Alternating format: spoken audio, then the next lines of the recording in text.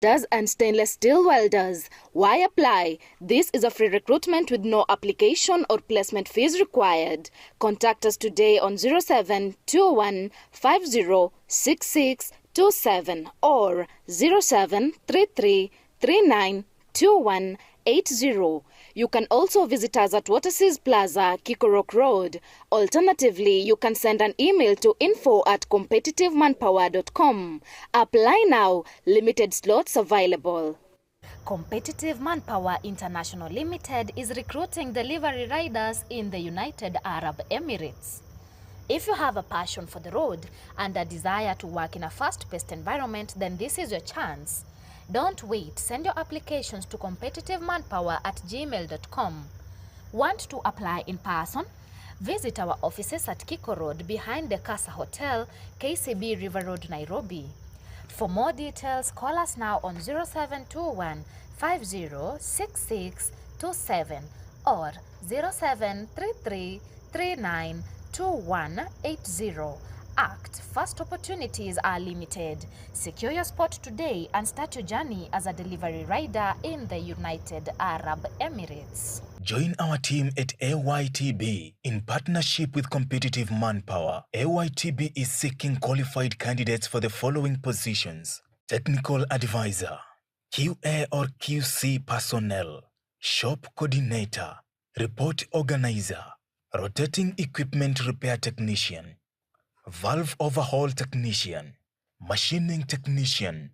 Contact us today on 0721 506627 or 0733 392180. You can also visit us at CONCISE Plaza, Kikorok Road. Alternatively, you can send an email to info@competitivemanpower.com. Apply now. Limited slots available.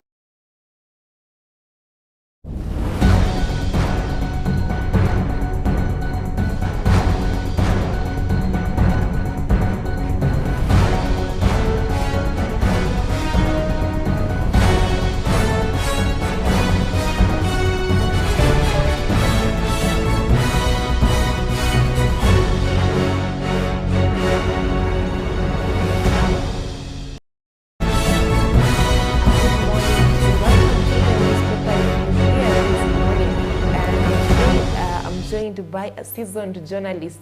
I'll let him introduce himself. My name is Danflow Lindwe. And my name is Joseph Mathenge. Now today we'll be having stories in the dailies. Today I have the Daily Nation, and just to read the headline reads, "High varsity fees ruining our lives." And of course, there are pictures of university students there who narrate their stories, the challenges they are facing due to the new university funding model. What about the Standard newspaper? The Standard says plot to stop Kenyans, which means that we'll be having our social media will be stopped by the government. Okay. That's what it's saying. Okay. Yes. Okay, so just to highlight for you other stories on the front page of the Daily Nation, we also have a story on the Haiti mission. So secrets of Kenya Haiti deal exposed. The story goes on page 8 of the Daily Nation. Another story is a bill to allow, it's the same story actually as the one Mr. Mathenge has highlighted for us. There is a bill that seeks to allow the state to hack accounts of internet users. And another story here at the bottom of the Daily Nation, conned by a prophet. I think the Daily Nation recently did an investigative expose.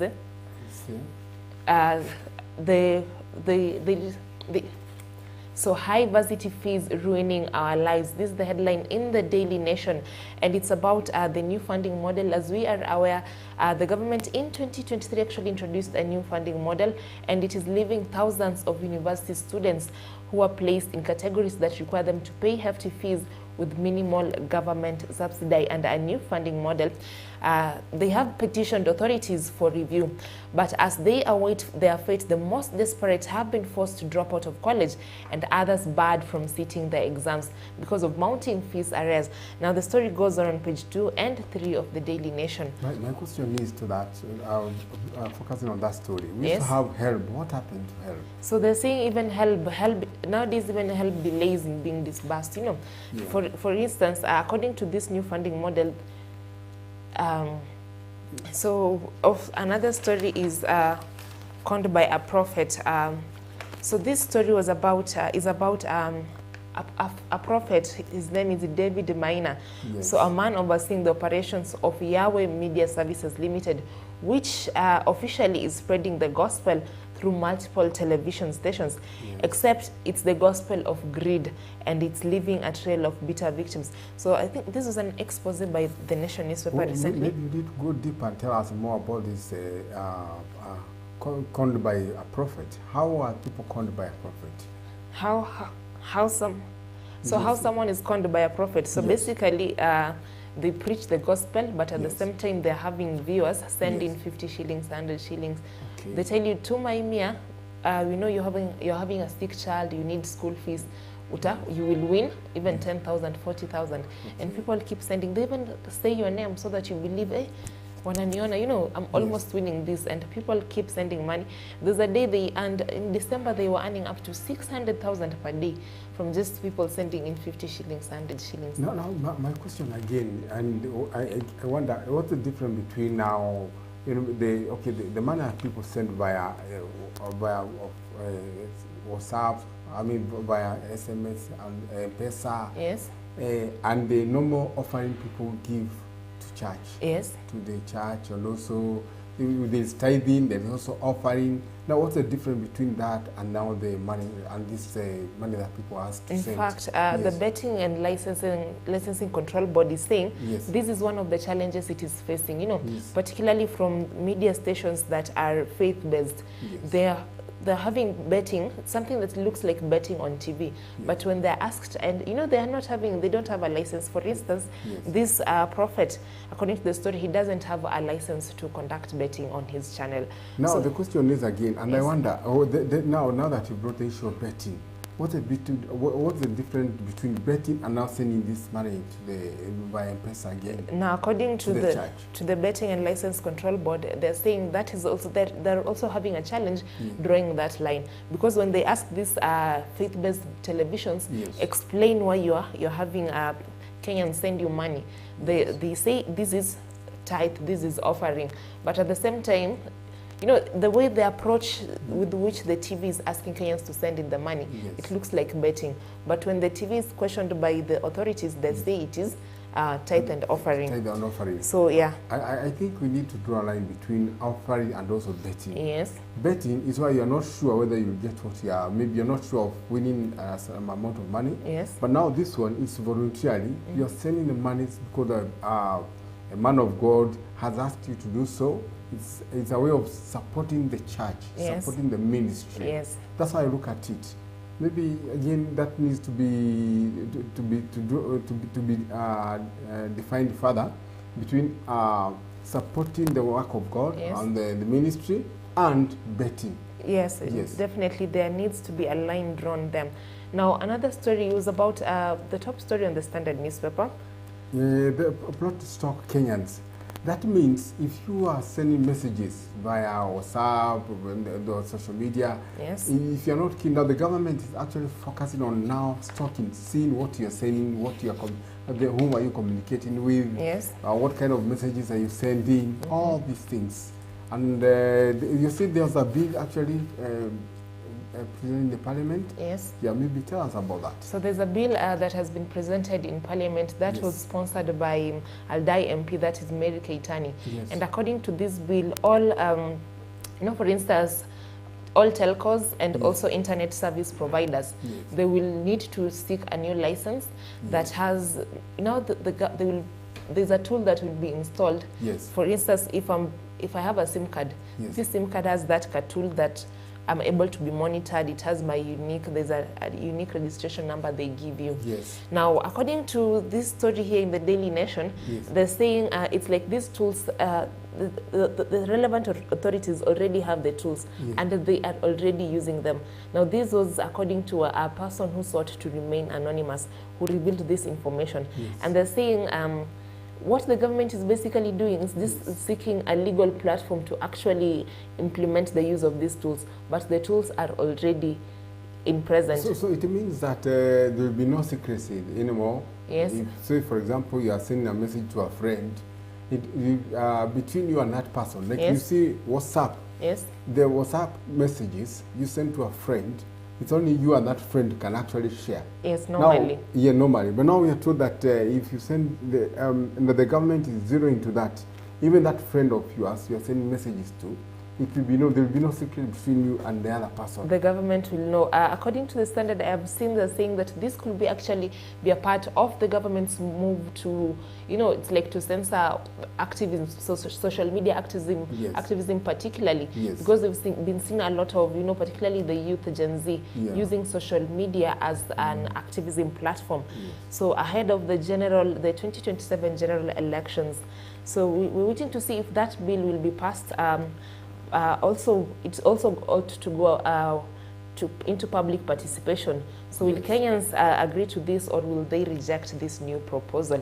Now moving on to another story about the former deputy president, that is Rigathi Gachagua. He's saying my party is eyeing up to 152 MPs in the next general elections. So Gachagua recently launched a new party, Yes. Democracy for Citizens Party, This- and the slogan is Skiza wa Kenya. Yeah, sure. Anataka Wakenya wasikizwe. And now, according to Gachagua, in the next general elections, he wants up to 132 MPs to be from his party, No. with 22 senators from his party. What I've read again here in Standard, Yes.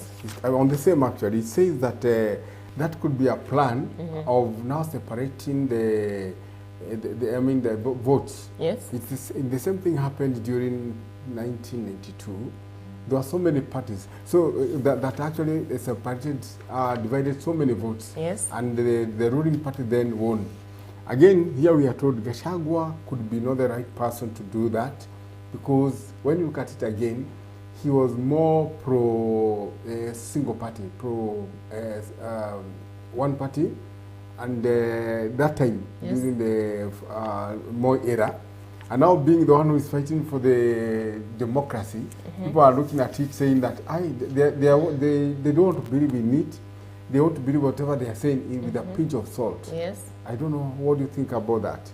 I think it's interesting. One of the interesting things I've heard the former deputy president says that he doesn't want unlearned people, as people who dropped out of school in his party. He won't be giving any tickets to anyone who dropped out of school, or anyone whose political, their profile is tainted with, maybe corruption. Yes. So Now, how does he measure? How is that measured? I don't know, maybe what the public, what the public knows about you. Yes. But if, for instance, he's pushing for, at this time, we're not even, it's not even about multi-party democracy. Yes. Because we've already achieved that. There are a lot of parties. The question is he a national leader? Yes. Gashago's profile is not that of a national leader. And still, even for his DCP party, Yes. he's still saying anyone who will be given a ticket Yes. has to be a lover of the mountain. Not So- everyone comes from the So mountain. again, it tells me, Yeah. it's, when you talk of democracy, then there is no democracy in the party. One, when you say that, when it say that people who are maybe education level will also be a determining factor, Yes. that now sidelines a certain category of people.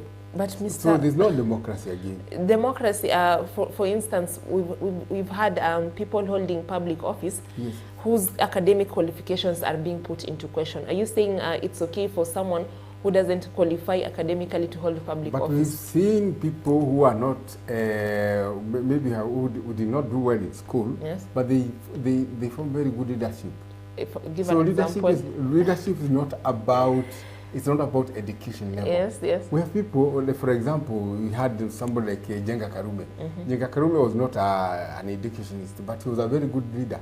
Okay. And in fact, to date, we hear that some areas that he actually he led, to date, people wish to, they have never seen anybody who has actually reached that standard. Okay. And yet he was not an educationist. No.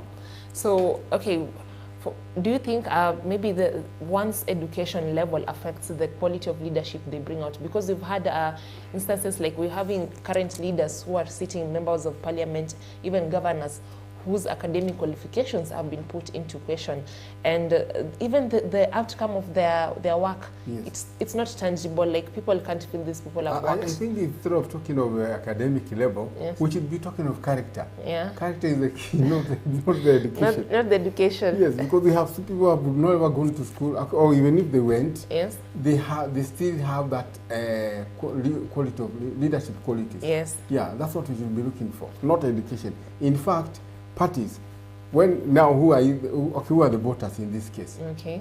Some of them are not educated. It's true. And why then do you need to do you need to seek for votes from them? Yeah. Yet they are not educated. Interesting discussion here this morning. We'll be taking a short break, and when we come back, we'll be highlighting for you more stories. For instance, which man was behind the Haiti deal? So we'll give you more details about that, more into business and sports as well. Please stay tuned.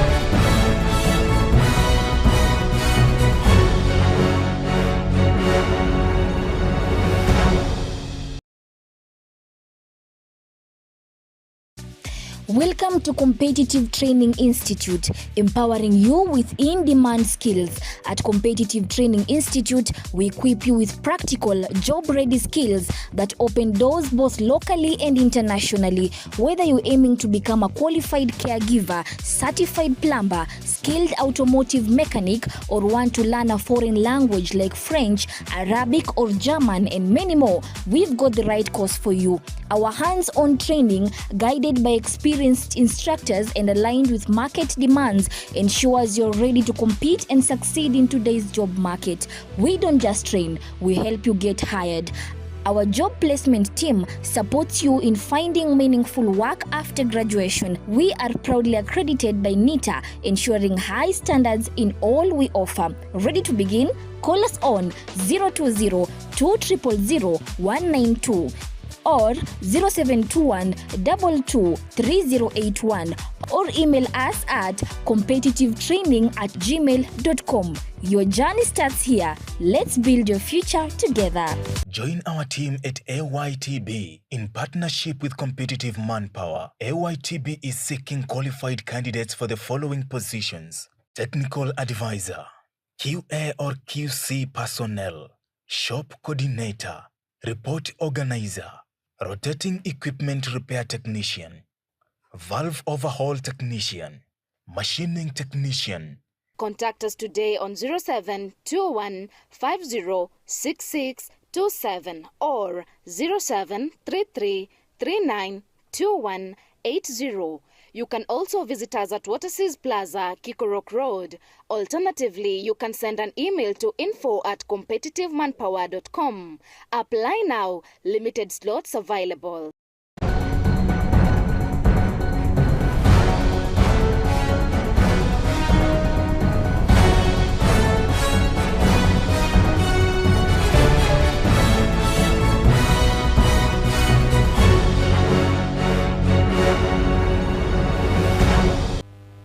Now, welcome back from that short commercial break.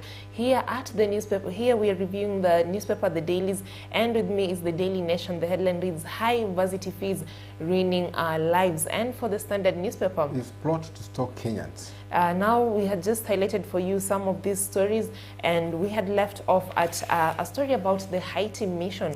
And on page 8 of the Daily Nation, the headline reads, Which man was behind Haiti deal? So US wants the Organization of American States to send troops to the Caribbean nation, and a retired United States envoy to Haiti, that is Daniel Foote, has previously made controversial claims about Kenya's mission in Haiti.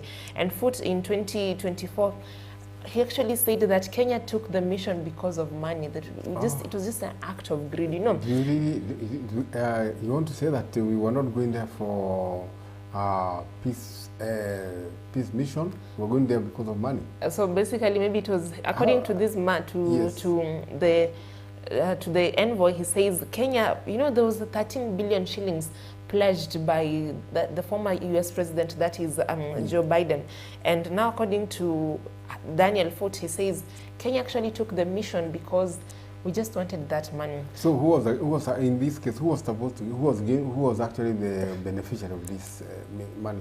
I don't know. So the money was pledged to Kenya to support the mission. To support the mission. Yes. And so is it the forces that would benefit from that, or the government? So basically, of course, the forces were supposed to be paid, but this money was to be handed over to the government. So according to Daniel Foote, he says Meg Whitman, that was Kenya's foreign mission, the ambassador from Kenya to US. Yes. According to this story, it was Meg Whitman who came up with that proposal to have Kenyan forces go to Haiti for the peacekeeping mission. But again, some of the discrepancies, even before Kenya, remember it is now 1 year.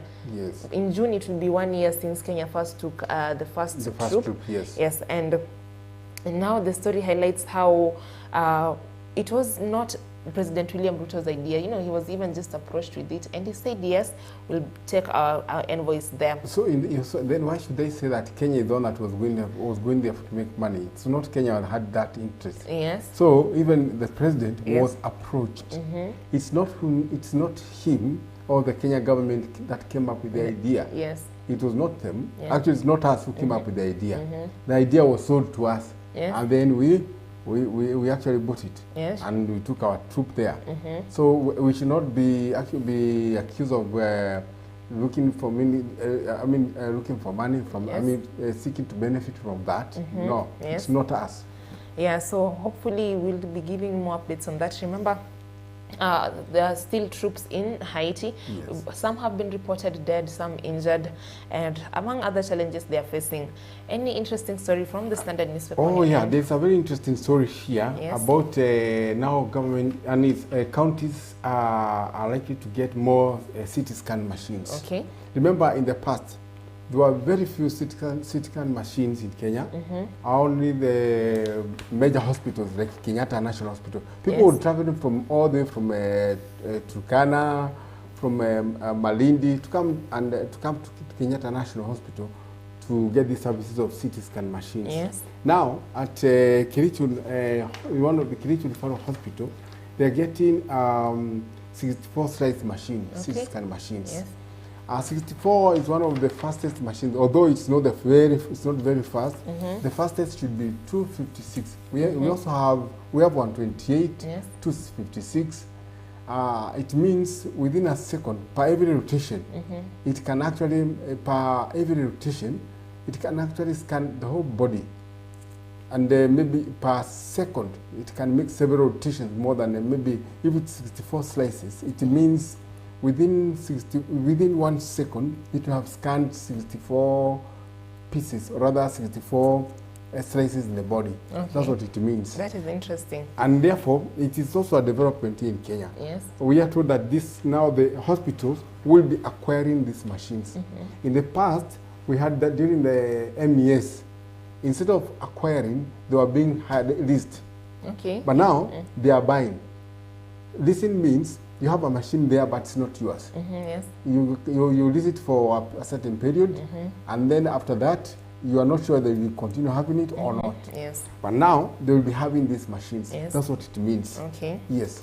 Now, moving on to another story, we have a story about, on matters education, teachers have threatened a strike over stalled pay rise talks. Now, according to this story, the Teachers Service Commission, teachers have demanded that the Teachers Service Commission actually initiates negotiations over the 2025 to 2029 collective bargaining agreement. So the current one is ending by this June, and they need a new CBA to negotiate over the pay rise for the next 4 years. Now, according to Kupet is threatening that in the next 7 days, if the Teachers Service Commission will not have initiated those discussions to discuss the pay rise, they will be starting a strike in the next 7 days. My question is, and my worry is, why is it that teachers all the time are the ones on the receiving end? This should be actually, remember, education is the key. Yes, yes. Everybody here in Kenya must have gone through education, yes, and the teachers are the ones who actually mentored them.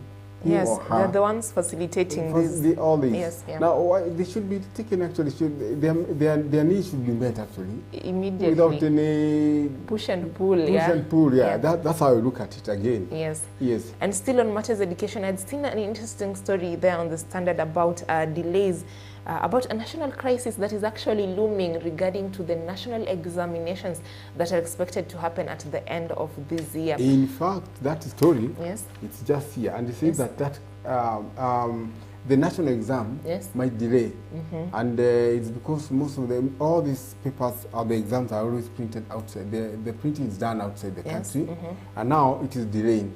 It might be a crisis because the students who are sitting for KCSE, they will not do it because of that delay. Yes. I think that delay should not be there because it was known actually. Yes. There should have been a plan earlier to tackle this. Yes. Yes. So according to the story, up to 6 billion shillings was set aside according to the budget was allocated 6 billion shillings to cater for the examinations this year. Remember, this year we're having Form 4 learners. Almost 1 million Form 4 students are expected to sit for KCSE. Actually, they are almost 1 million. Yes. Because here we have about 996,000. So that's almost equivalent to 1 million. Yes. So these are people will be affected by the delays. We're also having the first cohort of CBC learners sit for the final grade 9, the grade 9 examinations. This will be the maiden exam. Yes. They'll be sitting for that exam for the first time as they transition to senior school next year. Also having grade 6 learners sit for KEPSEA. So there's KEPSEA, KJSEA, there's KCSE. Yes. And this is actually the largest examination period that we have ever experienced. You can imagine having a crisis at this time around. Yeah, and according to the ministry officials, those papers ought to have been printed by March. The printing process should have started by March of this year, but we are now going into June and still nothing has started. So it means there will be no time to counter check maybe even the errors and all that. That could be a very serious problem, and also the government should work on that. We are hoping that can be addressed as soon as possible. At first there was just an issue about lack of that examination fee. At first, parents thought, maybe we'll be forced to go deeper into our pockets to cater for that. But this goes beyond the parents. This is beyond school fees. Actually, this was a national mandate. Yeah, sure. Yes. Now, there's another story here, a very interesting story, of a 14-year girl who vanished in police custody. The story here tells us this girl, actually, either she was expectant while in the police custody, and it raises so many questions. And in the process, she vanished. So she cannot be located anywhere, and she cannot be traced. It reminds me of a story again where a certain inmate also got pregnant while in custody, and that was while in prison, and that was a lady.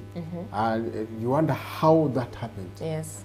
Considering that, for example, Langata prisons doesn't have males. How did this happen? The same thing is happening here again. And this is very sad because that girl is 14 years old. That is a minor. It's a minor, actually. Yes. So that leaves a lot to be desired. Because even the parents, because she's a minor, but she doesn't have a mother. She was under care of her grandmother, and they were being supported by a certain organization. But now they cannot locate the girl. Yes. So one is wondering how did it happen? This girl disappeared when she is actually expectant. Yeah, yes. That is very unfortunate. Yeah.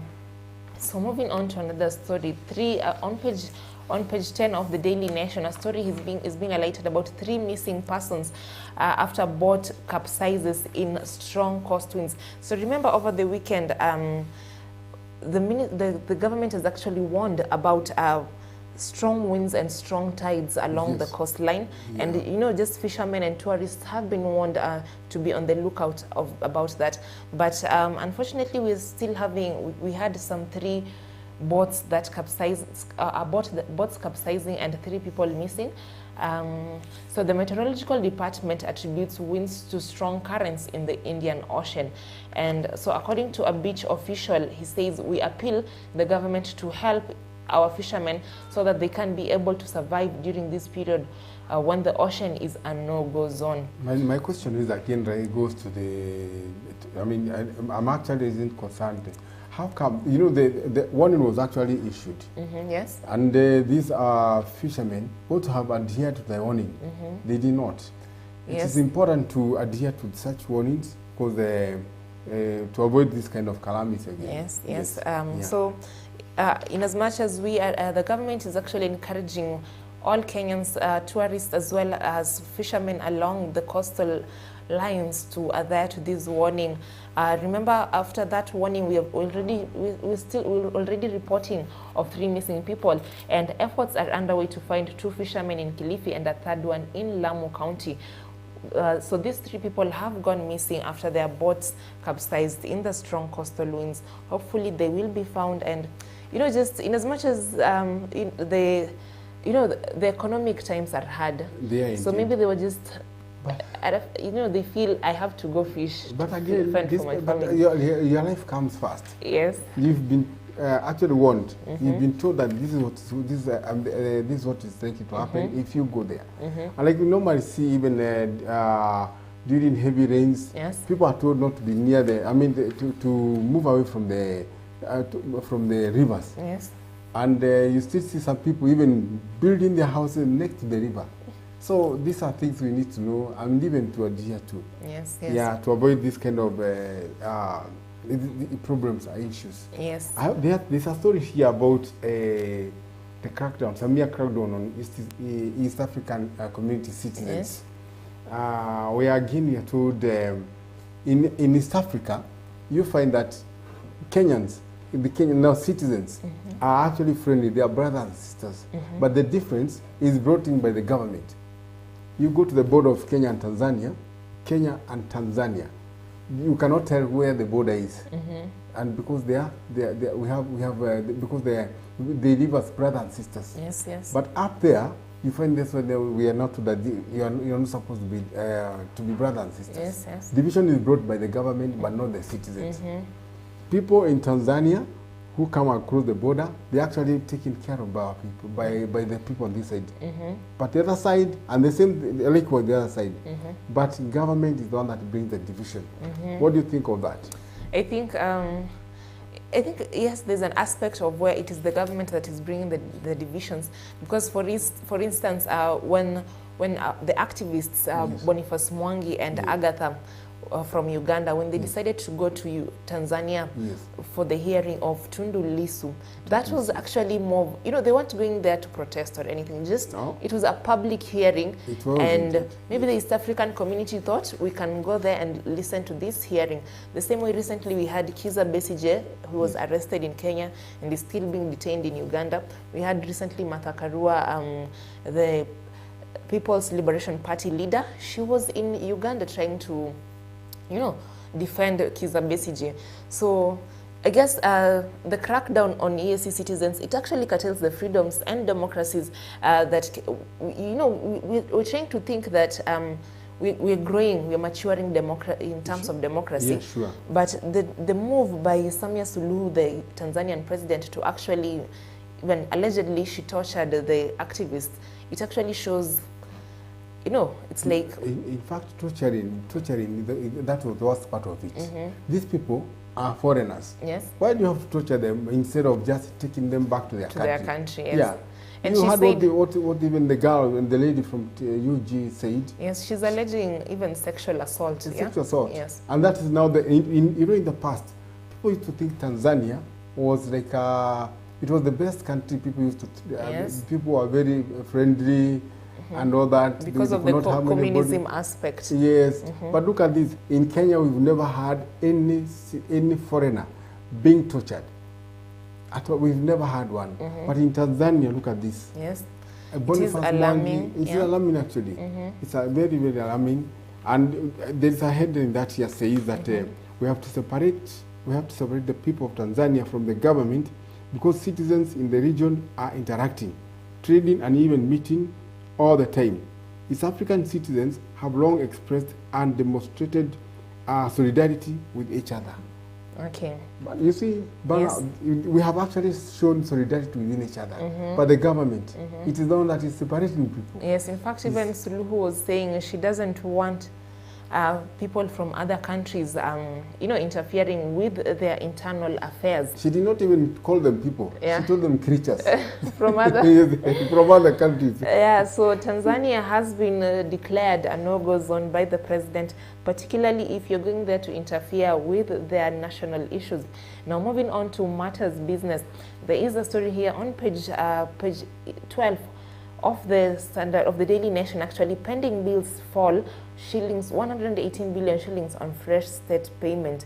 So the supplier debt fell from 539.9 billion shillings as of December last year to 421.6 billion shillings by March 31st. So according to a committee report, committee indicates that it has verified up to 578 billion shillings in arrears. So what do you think about that? Pending bills fall 118 billion shillings. Well, that's a move. So it's actually an achievement. Yes. Considering that pending bills have affected our businesses here in Kenya. Yes. If people supply goods to the government, but they are paid after maybe 2 years, 3 years, and remember, some of them have even been auctioned. Yes, yes. Because of that. Yes. So you take a loan from a bank, expecting or hoping that you'll be paid within a certain period, only to be delayed. There are some who have even their bills, I mean, they have not been paying for the last 5 years. I understand some of them actually separate the goods during the first regime. To date, they have not been paid. Okay. That's actually very, very unfair, and it's actually bringing down the economy of this country. Yes, and it actually deters more investors from actually supplying to the government in fears that they will be part of the pending bills, and no one wants their what they worked for to delays in payment. And you find that people, government is the best spender, is the highest spender, and also the best client to deal with.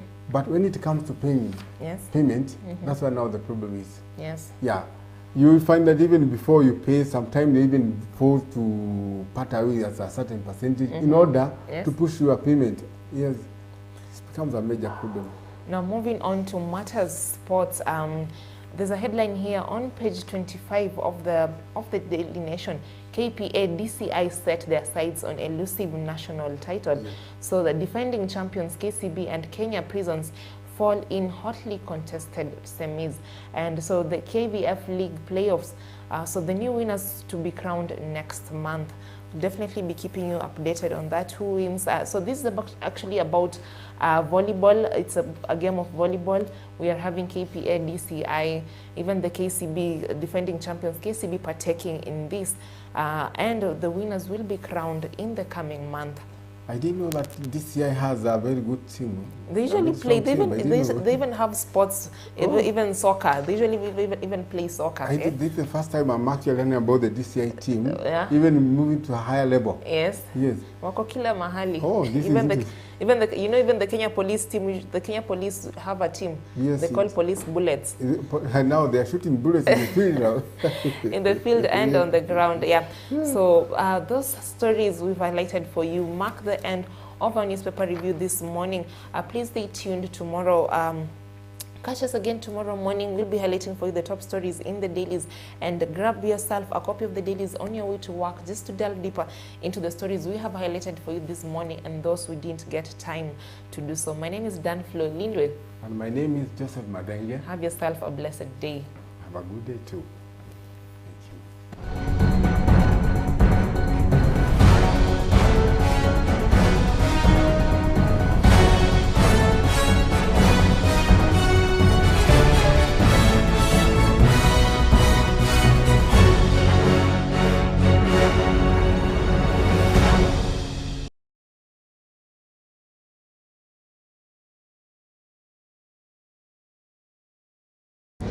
Looking for a trusted supplier for all your household hardware needs?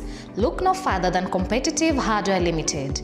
We provide top quality building materials including cement, all types of iron sheets, paints, PPR and PVC pipes, electric pipes, building grills, BRC and square till in various sizes. Need interior and finishing materials? We've got you covered with gypsum, gypsum rails, marine boards, ceiling boards and tanks of all sizes. For fencing, we stock barbed wire, chain link and wire mesh. And the best part, we offer free countrywide delivery with our fleet of transit trucks and pickups. Your order arrives on time, every time.